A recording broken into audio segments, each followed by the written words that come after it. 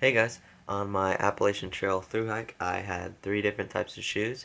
One of them was a New Balance Fresh Foam 980, which I reviewed, and you can see that right there. And the other two were Keen Marshalls. One of them was the waterproof version, and one of them was the non-waterproof version. I started off with the waterproof and then switched to the non-waterproof in the summer. And I took a video on trail before I got rid of the shoes, talking about how they held up and what I liked about them.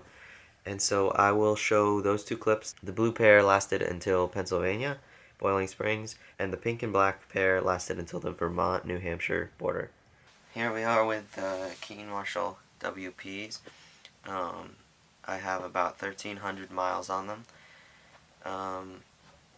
This is the waterproof version, and they have been very good. They were waterproof until about maybe 500 miles.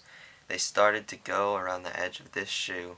Some holes started forming around 750 to 800 miles, and then when that happened, the holes started going really fast.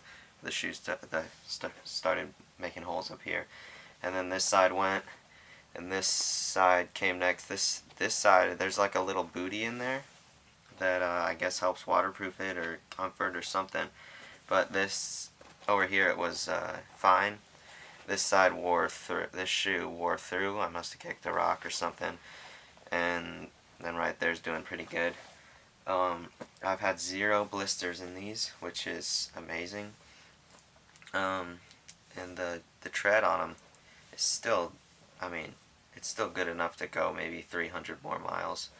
But I mean, they were starting up here, since this is so worn out, it pulls down when it's on my foot, and it was rubbing on the top of my foot, so I decided it was time to replace it. Yeah, I don't know exactly how much these weigh. I do know that they get heavier because of all the grime and stuff that goes in there. These insoles that they come with, they're almost worn out, but they were still usable. They're not the most comfortable. You could switch them out for something else, but I heard other people complaining about super feet not helping. You have to make sure you get the right type, and the people at the stores that sell them don't always know what they're talking about, so you have to do research on that.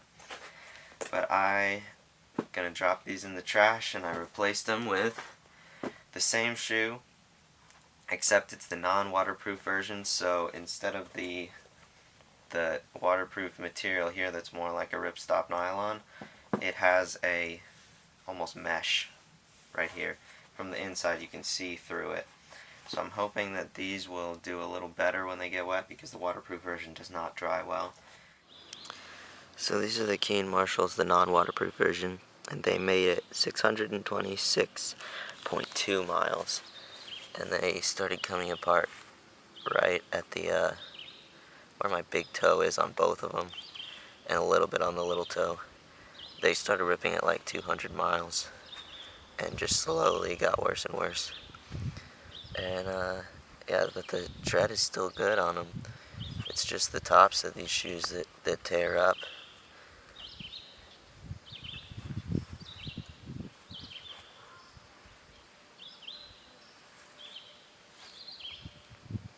So as you saw, the waterproof version lasted a whole lot longer than the non-waterproof version, and I think that's just because it has a lot more material and thicker material that holds better against the cloth just moving back and forth over and over, which eventually wears the holes in it. And the soles of the shoes both were great. I didn't really have any problems where it was really slippery. The biggest problem that I had with the waterproof shoes was once they got wet, they stayed wet, because there's no such thing as a waterproof shoe if you can put your foot in it, because there's a big hole in the top. So if it's raining, water goes through there into your shoe and stays. But if you have a non-waterproof shoe, once it goes in, it has the ability to dry and your foot to get dry again. So that was my biggest complaint about the waterproof shoe, was that it was waterproof. And during the winter, that was nice because it held in heat a lot better, because air couldn't flow through. So in the mornings when it was really cold, having that to keep your feet warm was pretty nice. But after, like, into after the first month, it was warm enough that that wasn't really an issue. And the biggest thing that I didn't like about the non-waterproof version was just how quickly it wore out. But it did about the same, it got about the same use as some other trail running shoes like Brooks Cascadia 9s or 10s, those kind of things that got around the same mileage. And they're a lot heavier than those shoes. So I don't know which one you'd rather go with, a running shoe style or one of these. These type of shoes are nice because how wide it is. The sole is very thin but wide. It's a lot harder to roll your ankle and that kind of thing.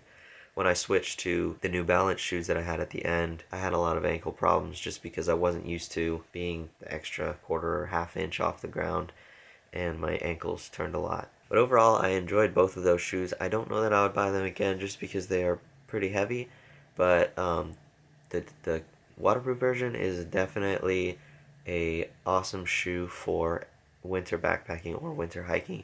The non-waterproof version is still pretty good. I'm not exactly sure what it's priced at now. I'll put an Amazon link in the description and you can check the prices and see what they are. The black and pink shoe was around $75 when I bought it, ordered it on trail, and I got that version because it was a little cheaper. But now they might be even cheaper.